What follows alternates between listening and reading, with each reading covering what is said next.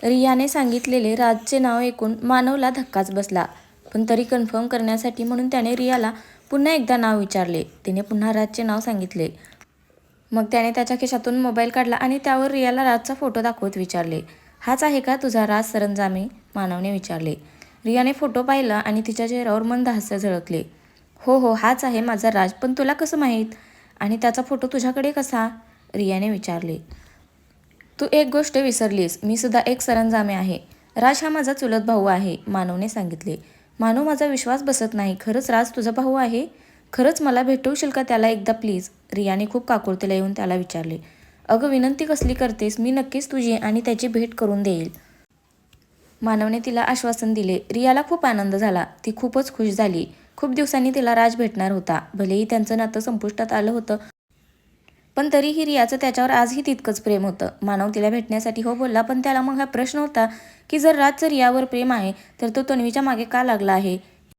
याचं उत्तर तर त्याला आता रिया आणि राजच समोरासमोर आल्यावरच कळणार होते. म्हणून त्याने रियाला दुसऱ्या दिवशी भेट घडवून देण्याचे सांगितले. तू एक काम का नाही करत रिया, माझ्यासोबत उद्या चल. मानव. काय उद्याच? पण एवढ्या लवकर माझी काहीच तयारी नाही अजून. रिया. अगं तयारी काय करायची? तुला लागतं तेवढं सामान पॅक करून घे आत्ताच. जर काही लागलं तर तिकडून शॉपिंग कर ना तू, मी येईल सोबत. चालेल ना? ठीक आहे, चल मग आवरायला घे. मी तुझे फ्लाईटचे तिकीट बुक करतो. मानवने तिला कसे तरी कन्व्हिन्स केले. रियाला एवढ्या दिवसांनी राजला भेटणार म्हणून टेन्शन आले होते. त्याच्यासमोर एवढ्या दिवसांनी कसं जायचं? त्याची प्रक्रिया काय असेल? आणि त्याला आवडेल का मला भेटायला? एक ना हजारो प्रश्न तिच्या मनात. तिला राजला भेटण्याची खूप आतुरता लागली होती आणि खूप टेन्शनही आले होते. ती मानवसोबत जायला तयार झाली.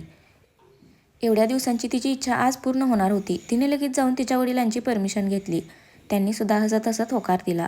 खूप दिवसांनी ती कुठे गेली नसल्याने त्यांनी काही आडेवेडे घेतले नाही. तिने लगेच बॅग पॅक केली.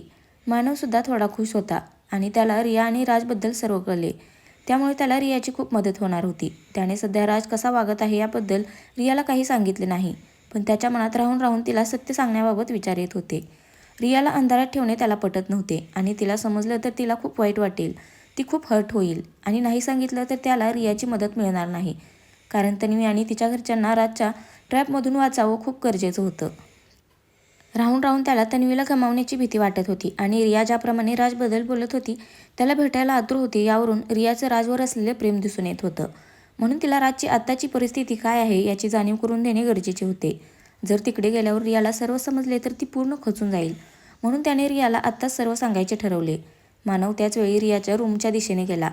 त्याने तिच्या रूमच्या दरवाजावर नोक केले. हा कोण? रियाने आतून विचारले. रिया, मी आहे मानव. मला तुझ्याशी थोडं बोलायचं आहे. मी आत येऊ का? मानवने तिला विचारले. अरे मानव, तू ये ना, म्हणत रियाने पूर्ण दरवाजा उघडला. तसं मानव रूममध्ये गेला. रिया, तू तिथे येण्यापूर्वी मला तुला काही गोष्टी सांगायच्या आहेत. राजला भेटण्यापूर्वी त्यांच्या बाबतीत काही गोष्टी तू जाणून घेणे गरजेचे आहे. मानव. काय झालं मानव? काही प्रॉब्लेम आहे का? रियाने विचारले. प्रॉब्लेम नाही, पण एक तुम्ही काय सांगतो ते.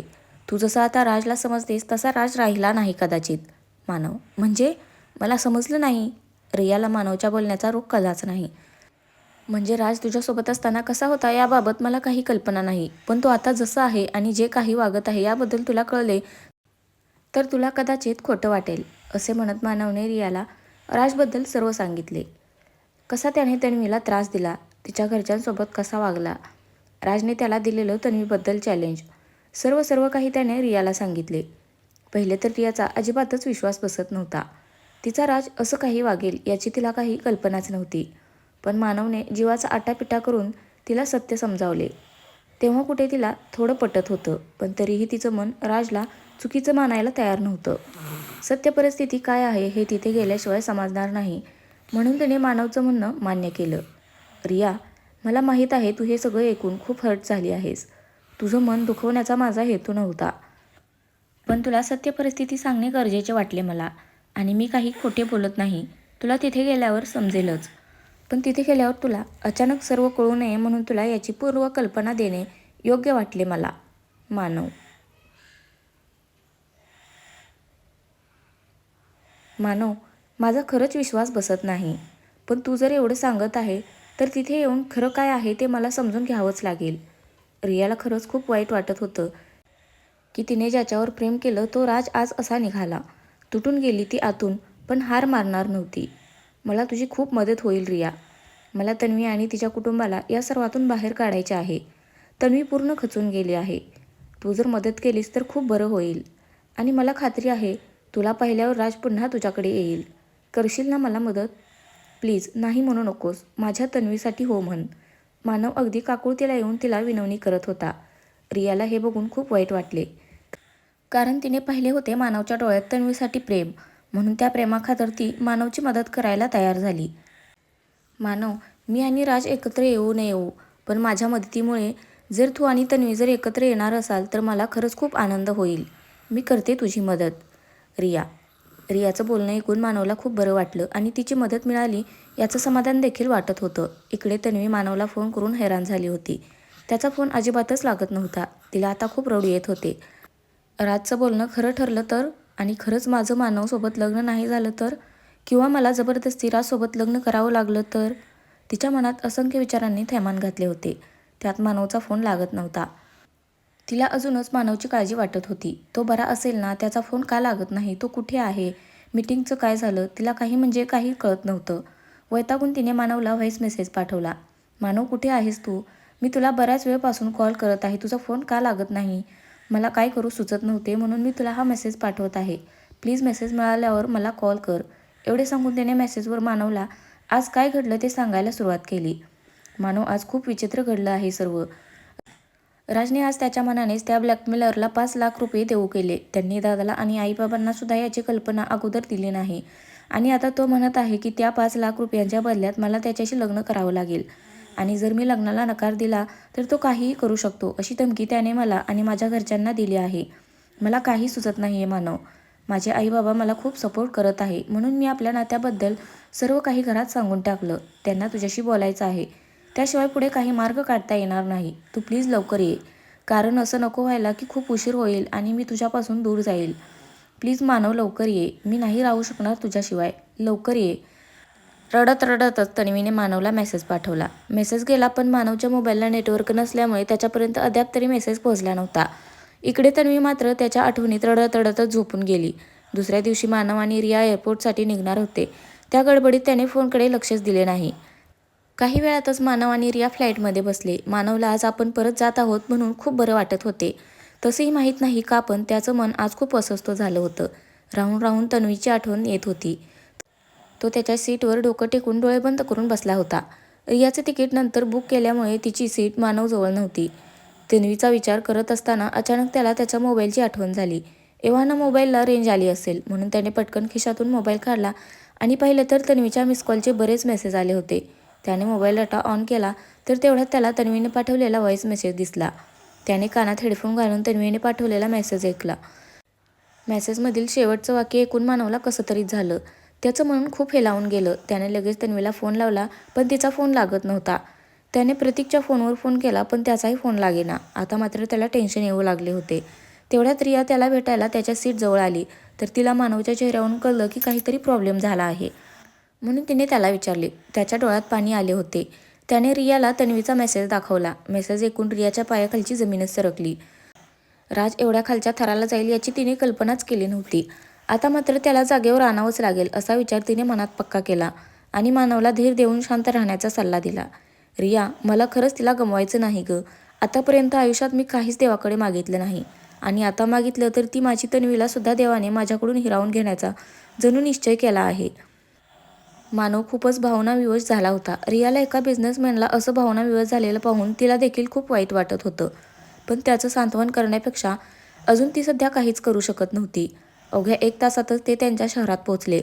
मानवला घेण्यासाठी त्याची गाडी अगोदरच तयार होती. त्याने गाडीत बसताच ड्रायव्हरला तन्वीच्या घराकडे गाडी घेण्याचं सांगितले. त्याच्या चेहऱ्यावरचे टेन्शन रिया पाहू शकत नव्हती. तिला खूप वाईट वाटत होते आणि राजचा खूप रागही येत होता. तिने मानवला खूप धीर देण्याचा प्रयत्न केला, पण त्याला तन्वीच्या घरी पोहोचेपर्यंत राहवत नव्हते. तो सारखा ड्रायव्हरला गाडी फास्ट चालवायला सांगत होता. शेवटी एकदाच तो पोहोचलाच तन्वीच्या घरी. लगेच उतरून तो तन्वीच्या घराच्या दिशेने धावला. रिया देखील त्याच्या मागोमाग गेली. त्याने घरात गेल्यावर पाहिले की खाली कोणीच नव्हतं, पण वरच्या मजल्यावरून कसला तरी ओरडण्याचा आवाज येत होता. त्याने लगेच वरती धाव घेतली. त्याने पाहिले की तन्वीचे आई बाबा तिच्या रूमचा दरवाजा वाजवत होते. ते तिला दार उघडायला सांगत होते, पण तरीही तन्वी काही केल्या दरवाजा उघडेना. मानव पुढे गेला. तन्वीच्या आईने जसं मानवला पाहिलं तसं तिची आई बोलली, मानव, अहो पहा ना, किती वेळ झाला दार वाजवत आहे पण ती दारच उघडत नाही. तन्वीचे वडील अजूनही दार वाजवत होते. त्याने एकवार तिच्या वडिलांकडे पाहिले आणि त्याने देखील दारावर थाप मारायला सुरुवात केली.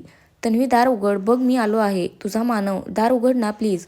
असं म्हणून मानवने कितीतरी वेळा दार वाजवले पण काही रिस्पॉन्स न आल्यामुळे मानवला आता राहावेना. त्याने खांद्याने दरवाजावर धक्के मारायला सुरुवात केली आणि क्षणातच त्याच्या जोरदार धक्क्याने तिच्या दाराची आतील कडी तुटून जोरात दरवाजा उघडला गेला. मानव लगबगीने आतमध्ये आला.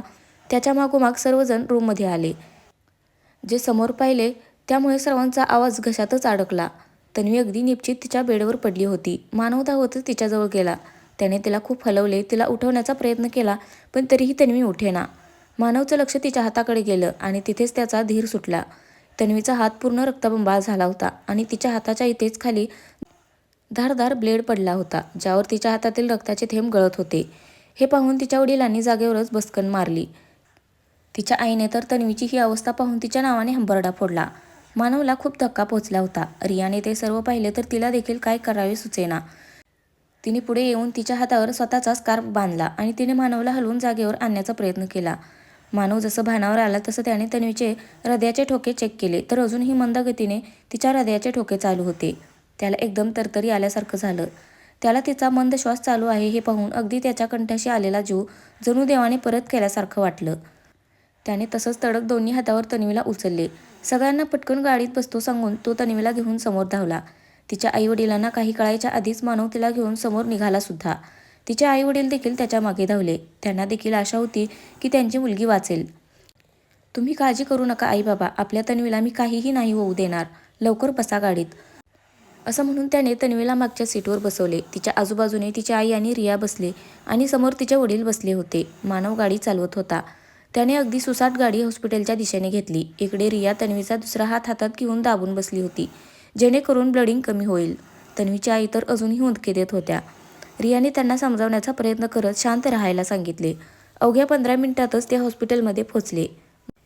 मानवने तिला गाडीतून बाहेर काढून आपल्या मिठीत उचलून घेत तो तसाच आतमध्ये धावला. डॉक्टर, डॉक्टर, इमर्जन्सी आहे, प्लीज डॉक्टर लवकर या. त्याने आतमध्ये येऊन तिला बाजूलाच असलेला स्ट्रेचरवर झोपवले. त्याचा आवाज ऐकून तिथले वॉर्ड बॉय आणि 1-2 नर्स लागलीच त्या दिशेने आले. त्यांना एव्हाना कळून चुकले की काहीतरी इमर्जन्सी आहे. त्यांनी तन्वीला पाहिले. त्यातील एक नर्स डॉक्टरांना बोलवायला गेली आणि बाकीच्यांनी तिला इमर्जन्सी वॉर्डमध्ये नेलं. आई, बाबा, रिया आणि मानव त्यांच्या मागे गेले. जसे ते वॉर्डमध्ये गेले त्यांना लगेच मागे चढवण्यात आले. वॉर्डमध्ये कोणीही बाहेरच्या व्यक्तीला येण्याची परवानगी नव्हती आणि दरवाजा बंद झाला. तेवढ्यात मानवला डॉक्टर येताना दिसले. सुदैवाने तो डॉक्टर नेमका मानवचा चांगला मित्र निघाला. मानव, तू इथे? काय झालं? डॉक्टरने विचारले. साधारण मानवची अवस्था पाहून कोणीही सांगू शकलं असतं की आता मानव कोणत्याच परिस्थिती आहे. डॉक्टरलाही कळून चुकले. त्यानेही मग जास्त प्रश्न न विचारता त्याला आश्वासन दिले. राहुल, राहुल प्लीज, तिला वाचव. तिने जीव देण्याचा प्रयत्न केला रे, प्लीज वाचव तिला. मानव खूप विनवण्या करत होता. ते पाहून डॉक्टरलाच खूप वाईट वाटले. जास्त काही न बोलता तो वॉर्डमध्ये गेला. इकडे सर्वजण अगदी शांततेत बसले होते. तन्वीची आई देवाकडे तिच्या दोन्ही मुलांसाठी प्रार्थना करत होती. तिचे वडील बेंचवर मागे टेकून डोळे बंद करून बसले होते. नकळत त्यांच्या डोळ्यातून अश्रू वाहत होते. रियाला तर काही समजत नव्हतं काय करावं. ती आज मानवच्या निमित्ताने राजला भेटता येईल आणि राज जे काही करतो आहे त्यावर नक्कीच तिच्या येण्याने आळा बसणार होता. पण इथे आल्यावर जे काही तिने पाहिलं त्यामुळे ती पुरती हादरून गेली होती. मानवकडे तिला पाहवत नव्हतं. काही झालं तरी तिने त्याला मनापासून तिचा मित्र मानलं होतं. मानव एकदम तिकडे चक्रा मारत होता. कधी एकदा तन्वी नीट होते आणि तिला पाहतो असं झालं होतं त्याला. तर फ्रेंड्स, आजचा भाग कसा वाटला नक्की कमेंट करून सांगा. धन्यवाद.